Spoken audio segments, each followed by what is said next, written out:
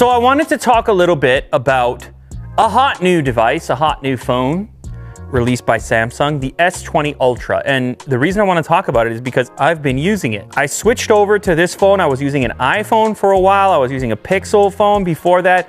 Well, you know, that's kind of how it goes around here. That's the job. You try a lot of different phones.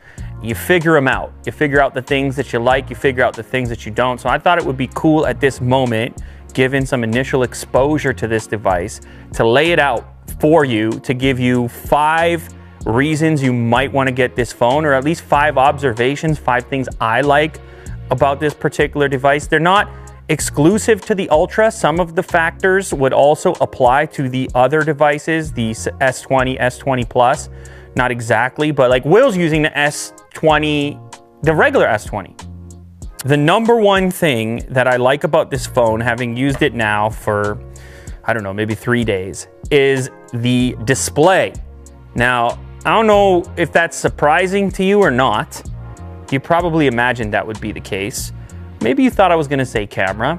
The display, I put it at number 1, just because of how big it is. I guess I feel like if you were out there as a smartphone buyer in 2020, you got a budget to support this particular phone. And believe me, it is a budget. Full disclaimer, everything I say here applies to a very expensive phone, but you already know that since you clicked on it.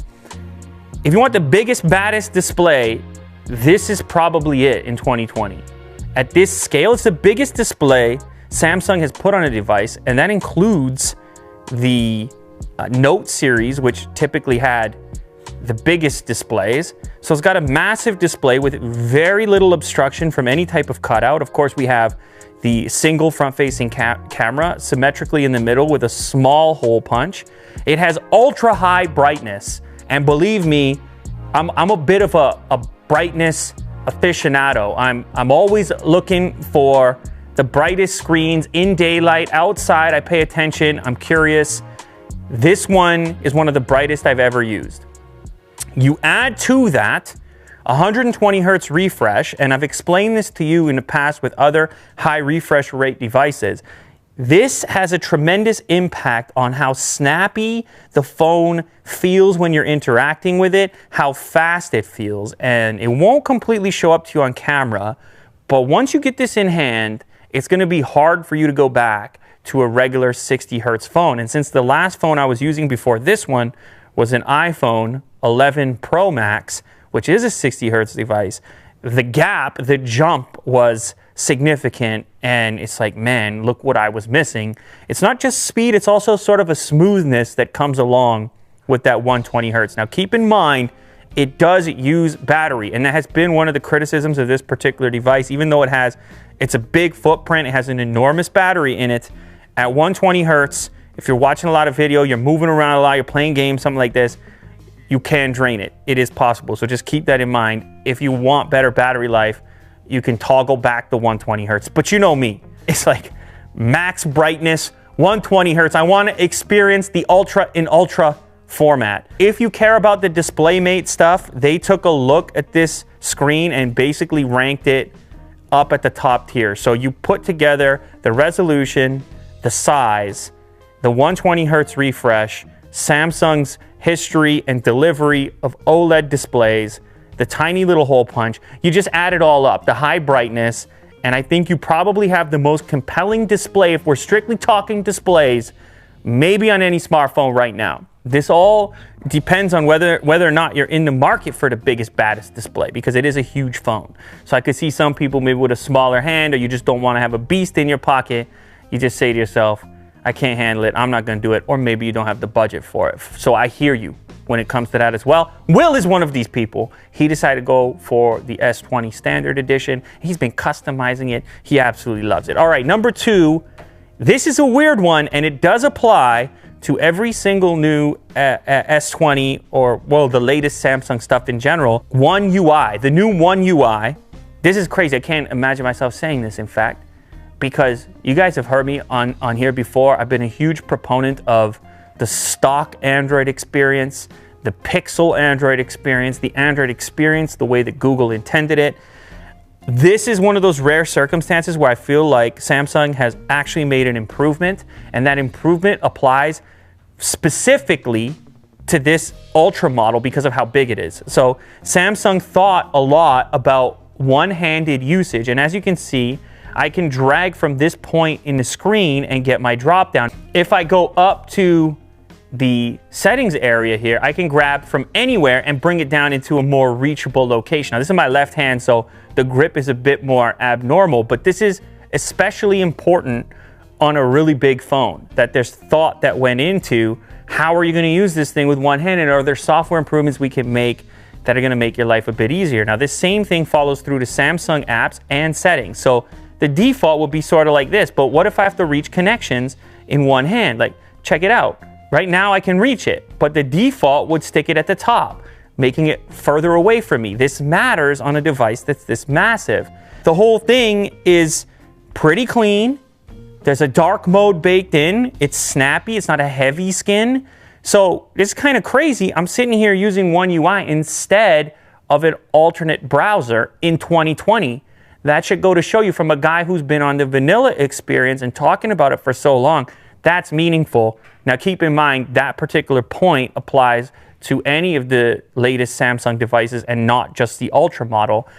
And it's kind of surprising. I put it at number 2, but I don't know, I feel like it deserves to be talked about. It's a differentiating factor that Samsung has if you were cross-shopping this against something that was a non-Samsung flagship device. All right, the next one, this stood out to me right away considering the last Samsung device that I used would have been back in the S10 days. They got rid of the dedicated Bixby button, which to me was an annoyance on the previous models. Now I know eventually you could map these things, those buttons, to do alternate things, but I just hated the idea of having this feature forced upon me when, you know, I'm a Google Assistant guy. I like to use Google Assistant. Bixby was never a replacement to Google Assistant for me, so I didn't want this button reminding me that Samsung was wishing and hoping that I would be using Bixby.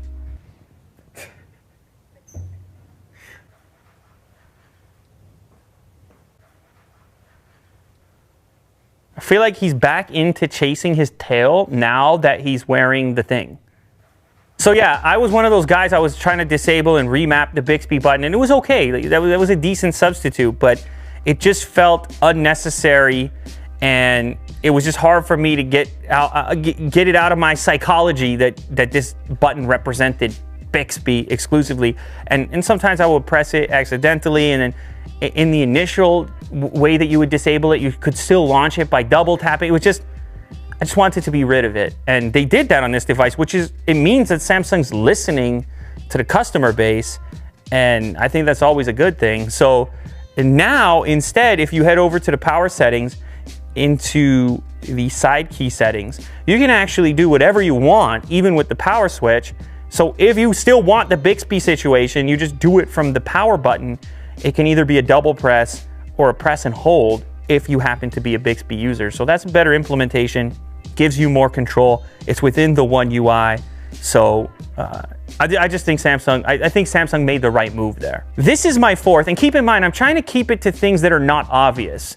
These 5 characteristics that I think will make you want to pay attention to this particular device. Obviously, it's very powerful. It has all this RAM. It has the latest chip from Qualcomm. Of course, it has all those things going for it, but I was trying to keep it more into things you might not think about, or things that I experienced and noticed having the device in hand. So this next one actually has to do sort of with the display again and the flatness of it. Samsung has been through a variety of different curvatures to the edge of the display, dating back to the device that actually had the name Edge in it. That was a very aggressive edge that they had. And they've been playing around, toying around with different versions of it leading up to this one.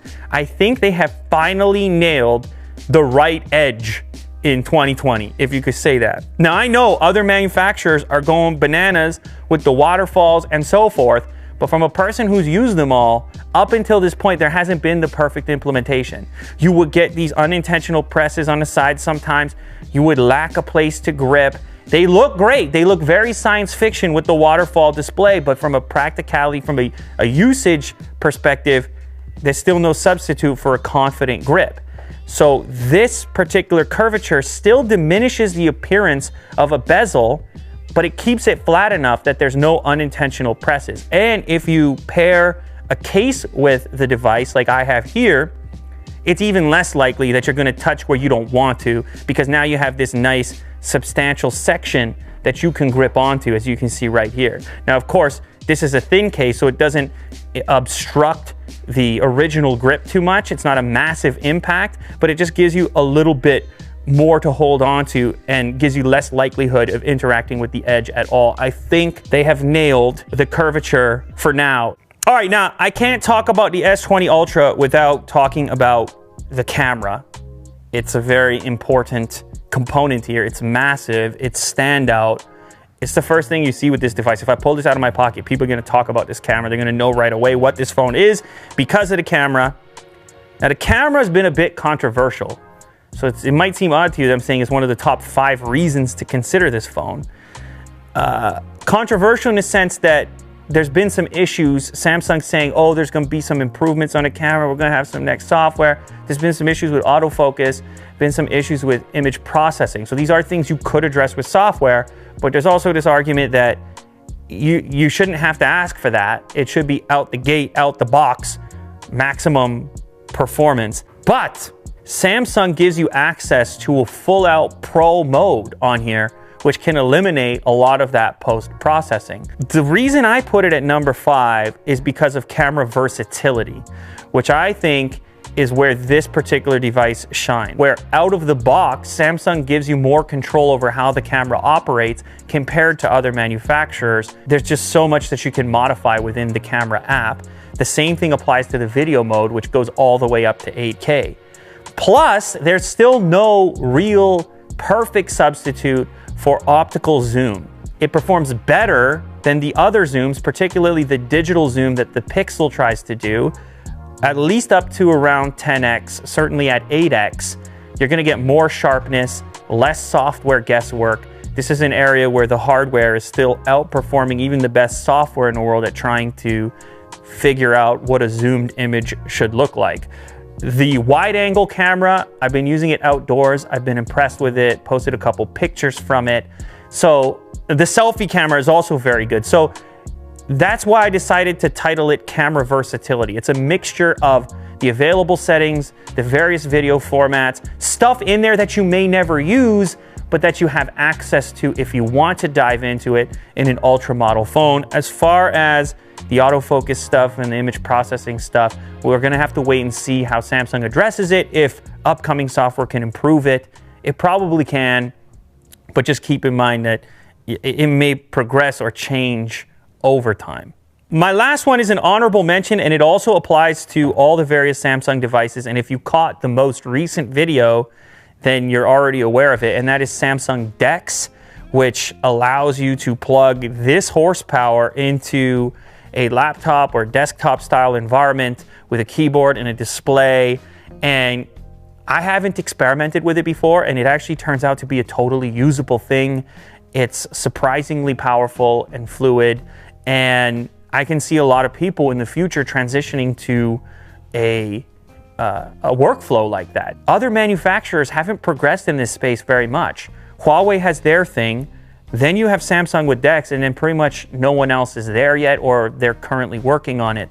So it's a nice advantage if you're going to invest in a very expensive flagship device to know that you could have the option of plugging this into a dock, getting a keyboard and mouse and monitor experience, or a laptop style experience if you need to do more work, type a document, and so forth. And again, advantage for Samsung. So that's 5 points plus 1 extra, the honorable mention with DeX. Will, is there anything you want to add? You've been using the S20. What is your one favorite thing, one reason why a person should get an S20 series device?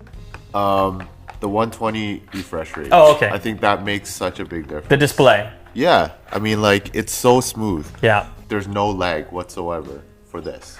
So yeah, I appreciate something like that. You're going to feel like you've kind of progressed into the next era of smartphone displays, maybe even more so than resolution, maybe even more so than the advancement to OLED.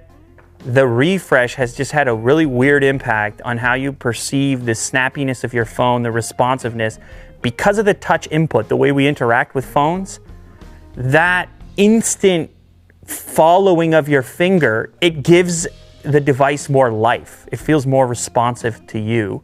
This all sounds very extreme and very personal and intimate, and that's because it is. So that's 5 reasons and an honorable mention for me that you might want to get the Samsung Galaxy S20 Ultra. And that's 1 reason from Will to get an S20 series in general. It's a moment. You're gonna have a moment.